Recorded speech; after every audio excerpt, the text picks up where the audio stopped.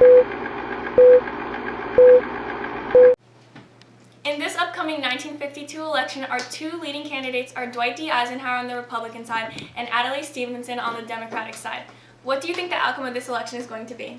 I definitely see Eisenhower winning this election because he was a popular war hero and also because of his ideas on new republicanism. Yes, but his vice presidential candidate, Richard Nixon, has a slush fund rumor going on, and I think that's leading Eisenhower to lose a lot of followers. But since he's also considering dropping Nixon as his vice president, that shows that he doesn't condone any of his actions. Well, Adlai Stevenson is also a great intellectual and a good orator, so I think we'll just have to see how this election goes. In sports, the 1953 World Series has been won by the New York Yankees, making that their fifth consecutive win. Right. Manager Casey Stengel, who has been with the Yankees since 1949, has done great things for the team. The Yankees defeated the Brooklyn Dodgers in an intense series of games. In Game 1, Yogi Berra and Joe Collins both made home runs. Game 2 home runs were made by Billy Martin and Mickey Mantle. In Game 3, there were no home runs. Game 4 included one home run by Gil McDougald. In Game 5, 4 home runs were hit, including those by Gene Woodling, Mickey Mantle, Billy Martin, and Gil McDougald. The final game included no home runs. The Yankees won the first 4 consecutive games, winning the World Series 4-2. That's all in sports. Joining us today for an exclusive interview, we have Mr. Johnny Cash. Hello, welcome. Hello. First, we'll start off with, how did you get into the music business? Actually, it took a while for me to start to become successful in the music business. When I first came back from the military in 1954, I had to work as an appliance salesman because I tried to audition as a solo artist for Sam Phillips' Sun Records, and it just didn't work out. So when would you say you started recording with your label? Well, I first began to record in Sun Studios with my band, the Tennessee 3, in '55, with a few of my buddies, Luther and Marshall. Our first release was of a song called Hey Porter. It's one of my favorites, but it didn't ever really become popular. Our first breakout song was Cry, Cry, Cry, which even reached the Billboard Top 20 at one point. Speaking of your music, which one would you say you had more of a connection to? Well, I really had a connection to the songs So Doggone Lonesome and Folsom Prison Blues, but my real career song has to be I Walk the Line. When the song first came out, it was popular right away, and it reached #1 on the billboards, and it stayed there for quite a while, and I'm really proud of it. Do you have any plans for the future?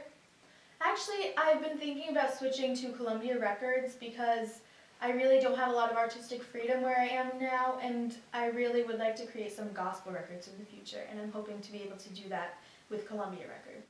Well, all the best with your future plans. Thank you so much much for being here. Recently, there has been a new type of neighborhood called a suburb that's been increasingly popular among average families. We have Jamie Donovan live at the scene of one of the first of these communities, Levittown, New York. Here in Levittown, located in Nassau County, New York, there is a new phenomenon of suburban living. Tons of middle-class families are moving into their mid-sized homes, which have all been built here over what was once nothing but a potato field. Over 4 million of these homes have been built by private industry with financial aid from the government. Each home sells for about $8,000. Each home has a sharp-angled roof, a picture window, a radiant heating in the floor, a 12 by 16-foot living room, a bath, a kitchen, 2 bedrooms on the first floor, and an expansion attic. It has a fridge, stove, and Bendix washer, while the living room has a built-in fireplace and a built-in Admiral television set. Some criticize this type of neighborhood for the lack of originality in the homes. However, most middle-class families are happy to live in a suburban setting like this. From Levittown, New York. Gee, that was a hard exam I had today, sis. You should have seen mine. Well, I'm glad they're over.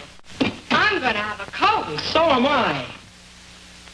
Yes, sir. It's always a smart idea to remember the pause that refreshes with ice-cold Coca-Cola. And it doesn't matter much whether your busy day was at school or in any one of 100 different places. And it doesn't matter whether you've been working or playing.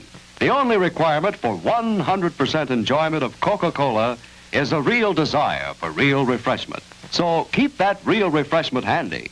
Stock your refrigerator with Coca-Cola, and always keep Coke on your shopping list. For when the young folks are coming home from school or any time at all, it's mighty nice to know there's plenty of ice-cold Coke on hand. Hi, and welcome to Cooking with Betty. On this segment, we're going to be making whoopie pies.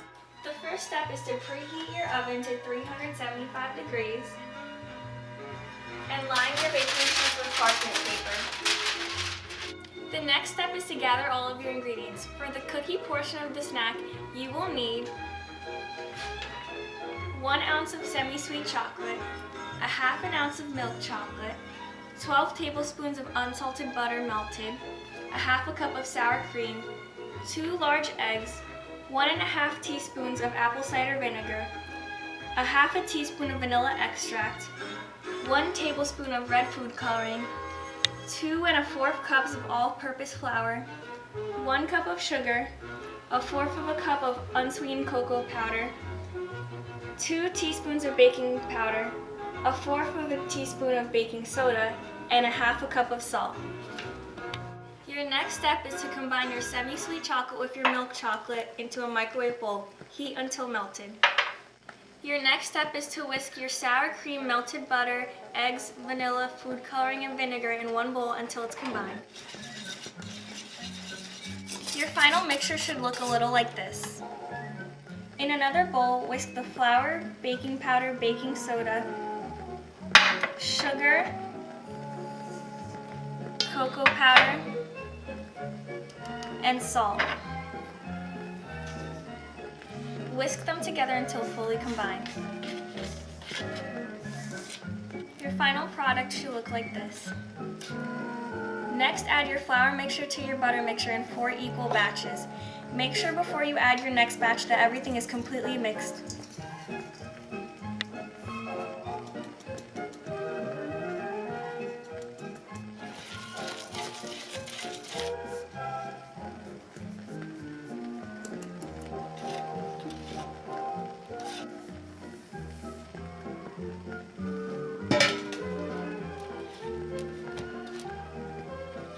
Next, stir in the melted chocolate.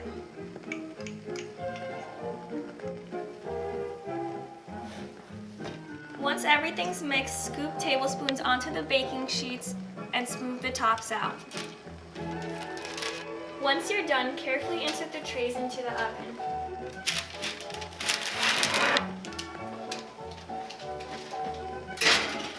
Bake for 8 to 10 minutes or until the cookies spring back when you lightly press them. While you're waiting, you could start making the filling. Combine your 8 ounces of cream cheese with your 3 tablespoons of butter. Once you're done, add in 2 1/2 cups of confectioner's sugar and half of the seeds of 1 vanilla bean. Last, take 1 cookie and put the filling in the middle. Spread it out and take another cookie to use as the top. And you have your whoopie pie.